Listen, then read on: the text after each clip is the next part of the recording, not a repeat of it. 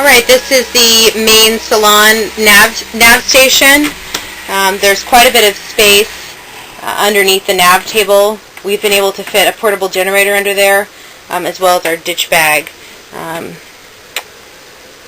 Nav wall. The nav station lifts up, and there's storage in here for all of your papers and information and everything. There's spaces, empty cubbies up top, bookshelves. These bins slide open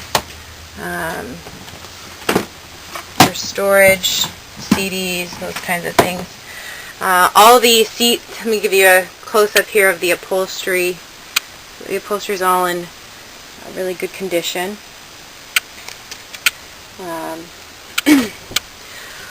Behind all the seats is storage, more storage, first aid kit, flares, excuse me, underneath the seats there's additional storage.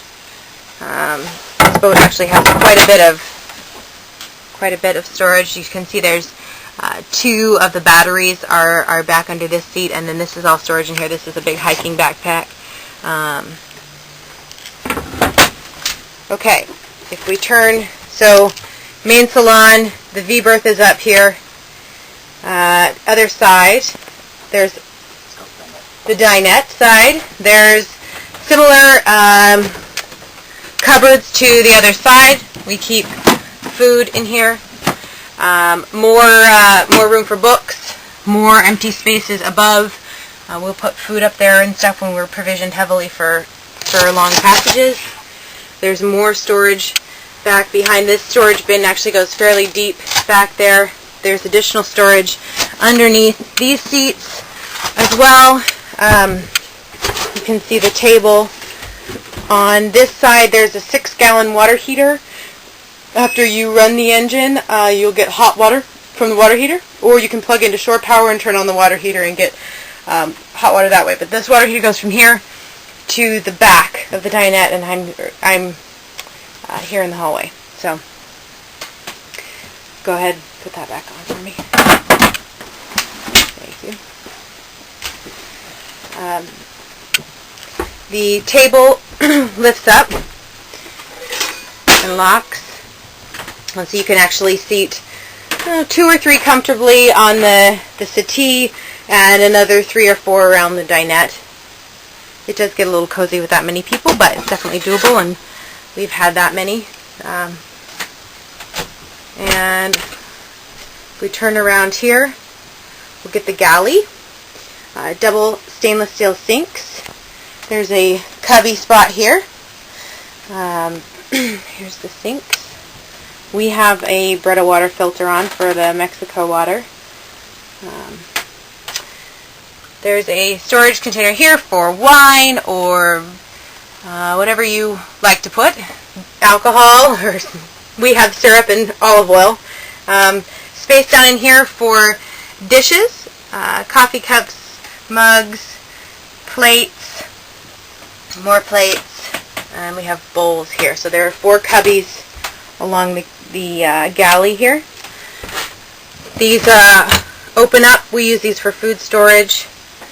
On this side I have all my kitchen utensils, knives, spatulas, teapot, all of those sorts of things. We had, here we go, the ice box. We have a fairly large ice box. We have a cooler in here which we put ice in for our really cold things. Otherwise you have to fill the ice box with ice to keep it cold. There is no refrigeration. There's quite a bit of space back here. I could crawl back in this space. It's probably 3 feet wide by 3 or 4 feet deep. From the sinks underneath, there is storage here for pots and pans. This kind of goes back, if you can't really see. And another shelf below, I have cutting boards and bowls and a pressure cooker and all sorts of things back here. Okay, icebox, stovetop. we had this piece of wood made, which helps extend the counter. It's actually really nice to have, and you can use it as a serving tray. The stove is an Origo stove. There you go, Origo 6000. It runs on alcohol. I don't know if I can do this with one hand. Can you open that? Thank you. There are alcohol canisters. We have these little rubber things in here when we're not cooking with them to help keep the alcohol from evaporating. But these work great.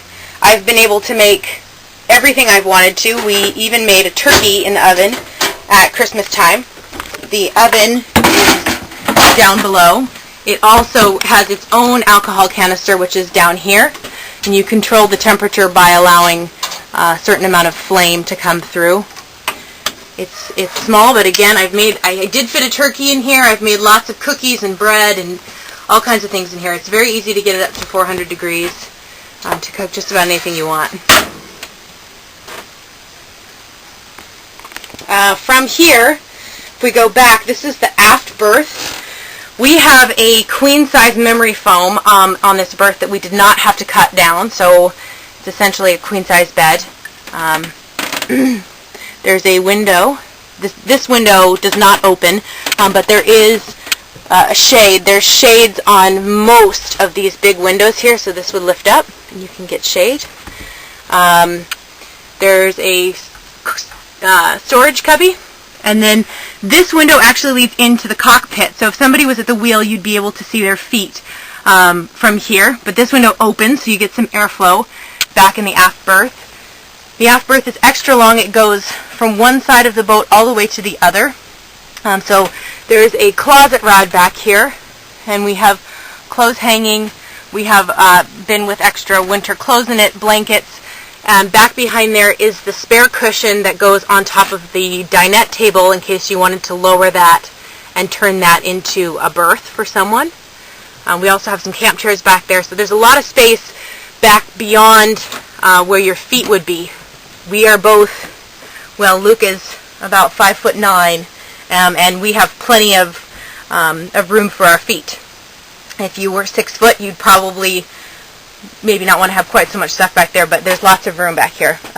The thing that sold us about this boat was how much headroom we had in this aft berth. You're not totally crawling into a cave to sleep.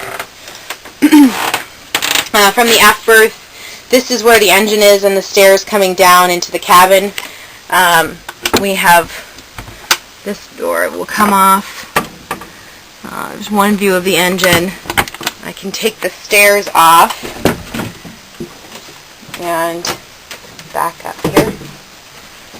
I'll give you a view. It's a Yanmar 2GM20F engine. It's been great. We change the oil every 100 motoring hours. We've recently put on new belts and really maintained her well for cruising here in Mexico. Try and give you a good view as much as I can on the video camera. Okay, from here you would go up the stairs, out